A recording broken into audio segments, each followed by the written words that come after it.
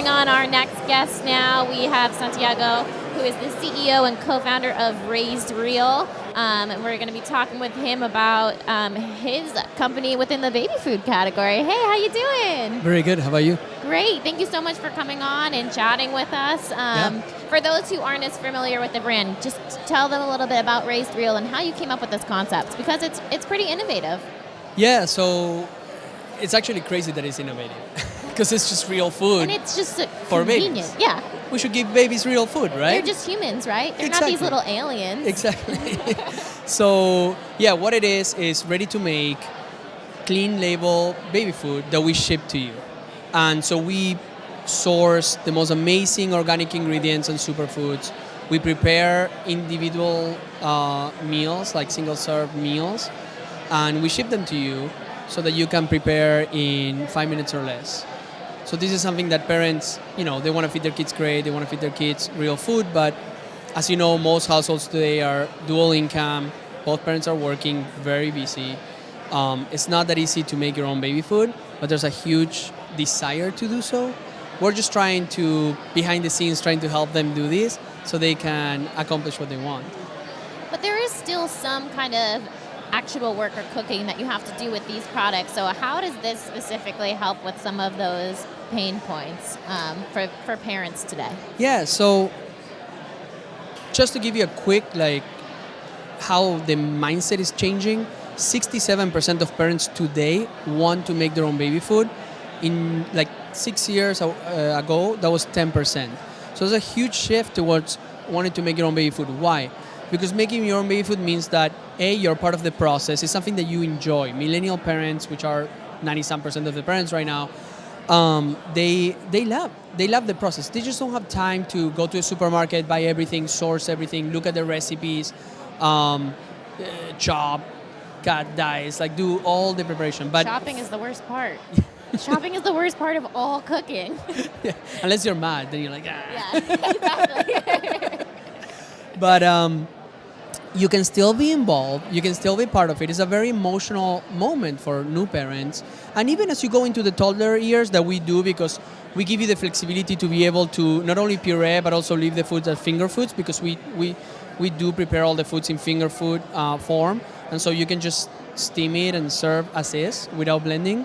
But you have that flexibility to say, I'm going to try, giving some finger foods, or I'm going to try to mash it a little bit less. I'm going to try to puree it finely because my baby, is 5-6 months and I'm just starting, right? So it gives you that flexibility, but in a very convenient form and in, very little time. Now, how has the overall rise of just meal kits and subscription services and things like that been able to help give you more of a platform for this company? Oh, we could not be here without a few of the trends and a few of the new understanding. First of all, this is the most educated generation of parents ever. And that is really helpful because they are seeking real food. They know what to, you think they're not going to look at the back of the label? You're wrong. They're going to look at it very closely.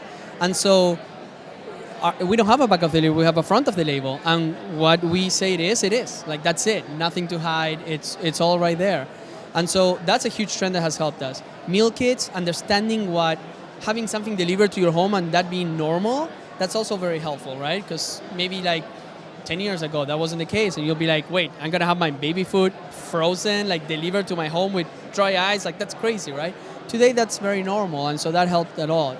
And, there's even Frozen itself, right? Yesterday or the day before, I think, Washington Post published this article about the benefits of frozen food and how it's actually as nutritional as, it's kind of like a toss-up with fresh ingredients. Absolutely. In terms of nutrition value, right? Because you lock in the freshness right away, a couple of hours after harvesting. And we don't have to deal with spoilage, and our parents don't have to deal with spoilage, and being a parent is already, gives enough anxiety, so we don't want to add to that.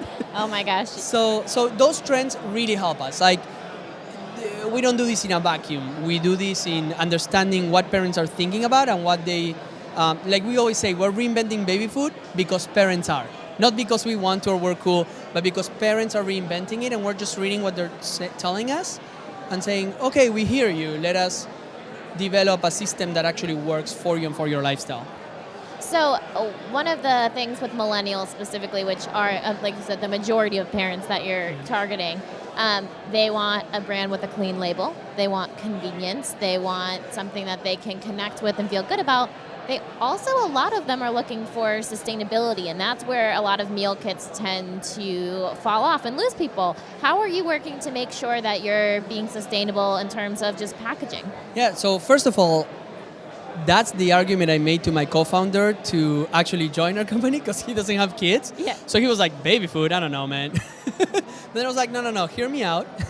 You studied environmental science, so let me tell you all the advantages of a frozen supply chain. First of all, a frozen supply chain deals with spoilage at many different levels of the supply chain. At the farm level, because you can use some of the veggies and fruits that you cannot use to the supermarket because they're either not beautiful enough or they're too ripe, which is actually like a good thing. You want your food to not be, under. Exactly, especially when you're freezing it too, to get more flavors when it's at that ripe stage. Absolutely, and so you can use a lot of that with reduces waste at the farm level.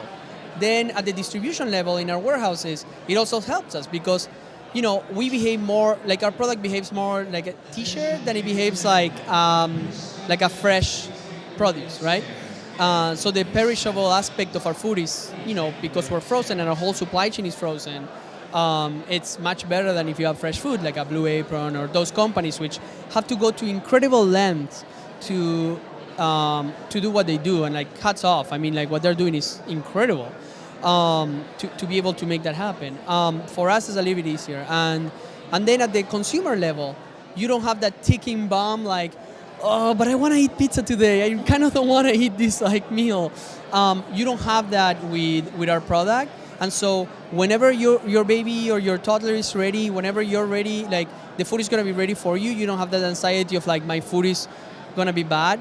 From a safety standpoint, it helps us too because we're shipping baby food all around the country. And like if I were shipping fresh, I would be like really nervous about perishability. So it does help in a bunch of levels. And then our packaging is 100% post-consumer. Like, so we ship in a cooler, which is actually really cool. That is really cool.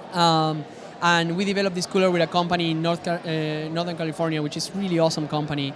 And they developed this like molded pulp that is compostable, and it's just fantastic, and it reduces our waste by a ton because usually it ships with those plastic. Yeah, and then everything is wrapped. And not only are you have the styrofoam and the dry ice, and everything's individually wrapped. And I like. Well, our food is also wrapped as a meal, exactly. So that helps too, right? Rather than like I have a sauce in like one plastic bag that took up this much space, and it's a huge bag.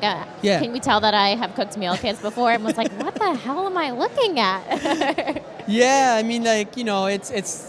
I guess it's the price to pay, but I think that you can also do things with packaging, right? So like, we started with a BPA, like very safe plastic for the individual meals, and we're actually moving into a much more challenging, but I think rewarding packaging that is going to be compostable. And again, it's a challenge that we can now face because we're growing so fast, and we have access to vendors that we didn't have before, but. I don't think our team will rest until like 100% of our packaging is either compostable or recyclable in every state.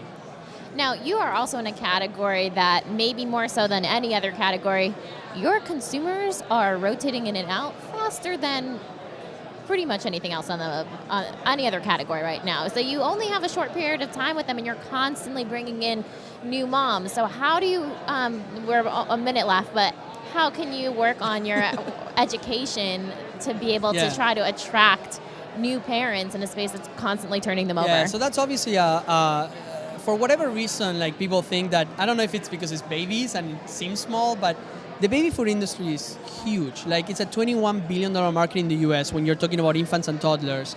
And so it's already a very big addressable market. There's also advantages of the rotation because our parents become second-time parents, right, and third-time parents, and they will continue buying, and we already see, or they will buy for like kids of different ages. They also, you have the mom-to-mom network effects, which are huge, and moms tell other moms what they've done or what they're doing. Parents too, but that's too. But I think for that, there's a little bit more like we get a little more embarrassed about it. Like I don't know why. I think dads are getting better at like being more involved and like talking to other dads about it. But mom to mom is huge, and so we haven't seen. We've been growing 50% month over month since we went nationals. Huge growth. I mean, like you said, the mom network is a force to be reckoned with. We are out of time, but thank you so much for chatting with me. I really appreciate it, and definitely want to pick your brain more about Raised Real after this. Sounds good. Thank you so much.